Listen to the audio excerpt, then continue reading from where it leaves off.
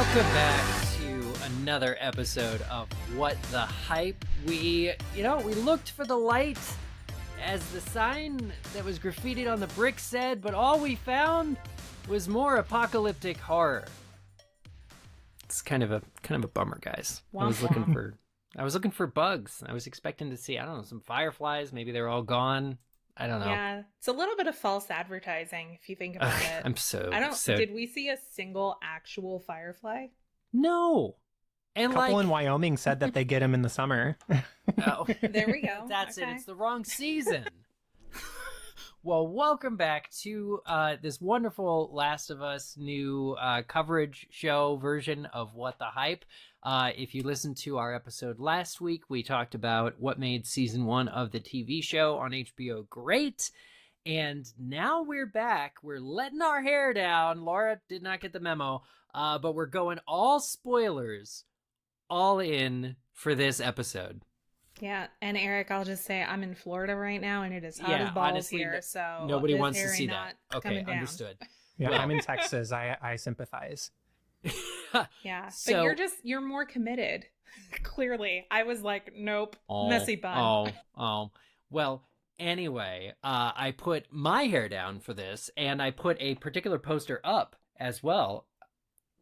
It's because this is supposed to signify that we are talking all spoilers for season 2 of The Last of Us, which has not yet aired, but we know it will be an adaptation of The Last of Us Part 2 video game, which we have all played. And the real desire here, I think, is to get properly hyped for season 2 using the events of the game that they're going to be adapting to season 2 in order to predict, discuss, kind of hypothesize, with season 1 fresh on our heels and the second game informing what choices might be made. So if you have not played The Last of Us 2, please understand that you will get spoiled during this episode. And I go back and forth on spoilers. It really depends on what the show or the game is, whether I care or not. And I understand everyone's own policy, everyone's own choice, but you will be spoiled on The Last of Us Part 2 and thusly the upcoming season of The Last of Us on HBO if you continue this podcast. So now's your time. So it was nice talking to you. Follow us. We're What the Hype Podcast on who's like, if that is not something that you wish, please be warned. This is be spoilers. Thank you for quoting. This is where we start playing the Clash, like, should I stay or should I go? Go now. Da, da, da, da, da, da, da, da, da. We got joining us again this week, Chelsea Hopkins. Welcome back, Chelsea. Thanks for having me again, Eric. Glad to be here. Yeah. And so, Laura, Chelsea, I think we have to start this spoilery section with noting that what bold choice was made by the game director, Neil Druckmann, in The Last of Us Part 2 was to do really an exploration of the consequences of the end of the first game. When Joel kills a bunch of fireflies and saves Ellie by removing her from the hospital, removing all chances of a cure, possibly for all time, lying to Ellie about that, and ultimately just taking her back with him to Jackson to be with his brother and live because he's saved her. These are the choices, of course, that get explored, the repercussions in The Last of Us Part 2. And in fact, very early in the game, Joel is murdered by the daughter of the man, the doctor, that Joel killed at the very end. And the reason we bring that up, her name is Abby, by the way, she's great, is because this is the inciting incident of The Last of Us Part 2, and I think there's some mystery around it. Exactly as to how it will play out in season 2. No spoilery discussion of season 2 of this show airing before the season could possibly, I think, do any justice to anything without at least mentioning that Joel is killed. It's a big part of the game, and it sets Ellie's quest in motion and brings us into the events of the rest of the game, which are in entirely different locations with entirely different groups of people. And there, I've spoiled everyone, so no one else had to. I mean, it's going to be really interesting to see how they play that and where in this season, if at all, it happens. I know there's been some debate amongst fans about that. Like, are they going to try to kind of stretch it out so that they do Joel's death at the end of the second season, so that when they pick up season 3, it's like Ellie's revenge journey at that point? Or are they actually gonna pull, well, maybe I should say swing the golf club, but no. Wow, that was too soon. You know what, I didn't know that it would be too soon, but that's too soon. That still hurts, Laura. No, I know. I mean, first of all, let's talk about a shocking moment in the game. I was unprepared for that. When it seemed like that was about to happen, I thought, surely someone's going to bust in and put a stop to this. Someone's going to save Joel. And when it didn't happen, I was like, holy fuck. Like, they just like killed off effectively the main protagonist of this story. What a bold move to make. And not only that, they put us in the hands of Joel's killer in the gameplay leading up to that. So we're playing as Abby, and it's like, oh, what? How cool! We're playing a fun new character, and oh, we're gonna team up with Tommy and Joel now and fight off these enemies. And oh, wait, what? God, oh God, yeah, oh God. The lead up to that, the fact that they put us in Abby's shoes leading up to that moment, and then they put us back in her shoes later in the game. It's such bold storytelling, and it's the bold storytelling that we have come to expect from this franchise, and I'm looking forward to seeing how they figure out how to adapt that, and also the other decisions that they make in bringing the story to the screen. Absolutely. So speaking, I guess, on the most in the most broadest sense, and we'll talk more about the Joel thing. But what is it that we want coming off of season 1, which is just, I think we all agree, is just an amazing adaptation, bold choices, new directions, all that stuff, perfect for TV. What do we want from season 2? Are there things in particular? Are there things in general that we want season 2 to do for sure that we're a little worried about, or not? I don't think I have any worry, really. I have a lot of confidence after what we got in season 1. So going into season 2, I'm feeling very positive about the quality of what we're going to get. Not positive about the content itself, because it's kind of rough. But I think what's most interesting to me is, again, calling back to our episode from last week where I talked about how impressed I was with how they adapted game mechanics in order for viewers who had never played the game to still get the richness of detail that we got in the game by exploring the environment. You can't do that in a show. So similarly, Chelsea, to what you just brought up about, us, the player, being put in Abby's shoes before she murders Joel, you have a more favorable or curious outlook towards her, and then you realize I'm a cold-blooded killer. Mm-hmm. And I'm gonna be really curious to see how they adapt that particular gameplay mechanic to elicit the same response.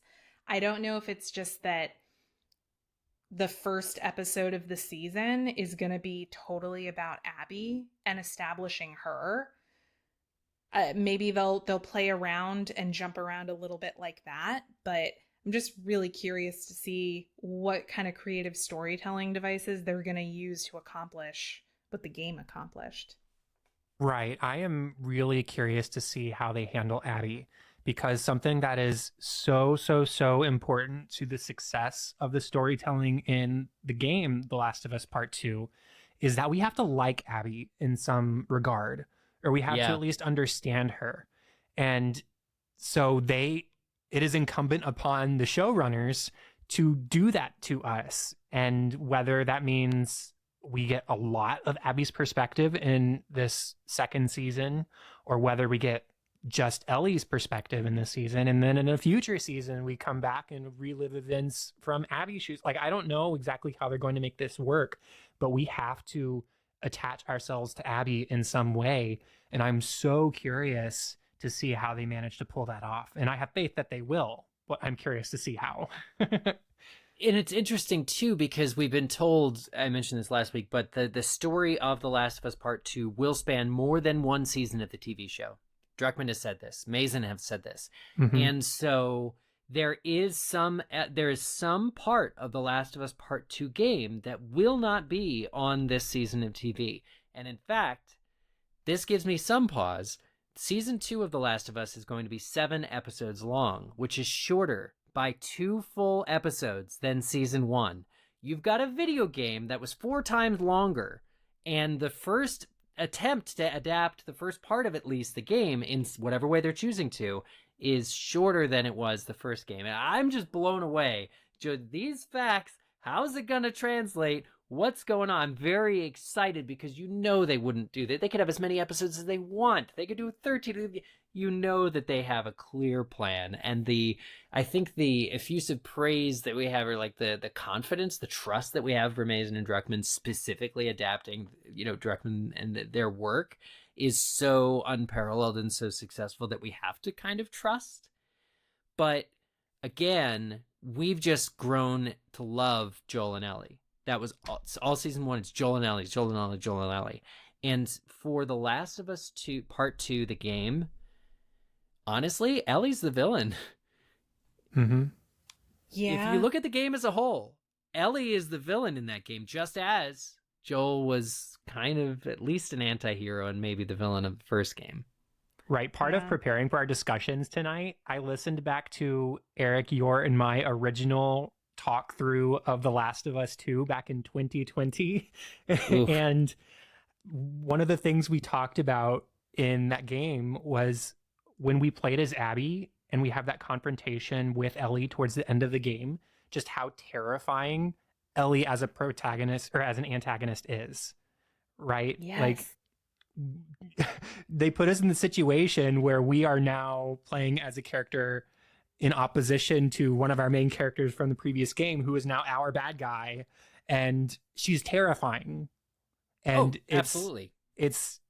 I mean, again, bold storytelling, but I'm curious to see how they do it. And something that I am really fond of talking about when it comes to adaptation is that I don't want anything to be exactly like the game. We talked about in our previous episode how our favorite episode unanimously was the one that was not adapted from the game. Not anything against the things that are exactly from the game, because we liked those things too, but we like new, we like different. And so however they pull this off, maybe they have a completely new twist where we don't get as much of Abby's perspective, but we still somehow see Ellie and Joel as the bad guys, or maybe they have a new story conceit for us to experience the events in a different way. I don't know. I, again, have faith in Mazin and Druckmann and trust that they're going to make the changes they feel they either need to make or that they think would just be better than how it was in the game. So we'll see is what I'm saying. Yeah. I mean, how they handle the death of Joel and how they handle the character of Abby are the two main, they're the challenges of this season in particular, because I think whether we think it'll happen at the start of the season as it does at the start of the game, or at the end of the season, as Laura was mentioning, as a possibility cliffhanger lead into season 3, no matter what you think might happen, it seems reasonable that Joel will die this season. And this is a character played lovingly by Pedro Pascal, who's absolutely on fire. We love him. He is Joel in the same way that Troy Baker was Joel. It's scary how there can be two different Joels and both of them are canon. I guess with the multiverse, it's not that uncommon. But now, they're so good at Joel, and we don't like seeing Troy Baker's Joel die either. So, how can you handle that the person who kills him is the protagonist of the story? And I hope that some effort is really put to showing us Abby and showing us not just why she does what she does, but which ways she is remaining human. Because we talked a lot on the last episode too. Chelsea, you mentioned, the Last of Us potentially referring to the last of our humanity, that each of us in our own different way loses through survival in this post-apocalyptic hell place scape. And so in what ways is Abby still human even at the time she goes to raise the golf club? It's a little too soon. And how human is she afterwards, after she does that? And it's these are all questions that can't but help to be addressed by the show. But I think we have every reason to believe the show is still going to take us in new directions, all like essentially accomplish the adaptation while still blowing our damn minds. I have a lot of excitement. Well, I think it's going to create a lot of internal conflict for viewers, just like it did for, people who played the game, because you're effectively looking at a situation in which, Ellie's the villain to Abby and vice versa.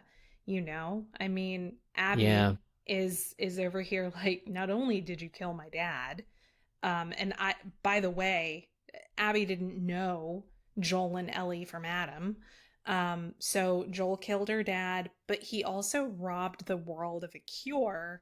And I know that, over the course of The Last of Us 2, we are definitely going to see that as certain characters find out about that, they have less than affectionate feelings towards Joel after that. I mean, it's pretty damning what he does, and pretty selfish ultimately. But then to Ellie, very similar to what we were saying on our last episode, Ellie is all Joel has. And in a certain way, I think Joel is all Ellie has. I think Joel is the only person that Ellie can really relate to on a certain level. And it's sort of like, I don't know, it's a reversal of the way that we see the story play out last season, where Joel loses a daughter and then gains a daughter. And then in this one, Ellie loses a father.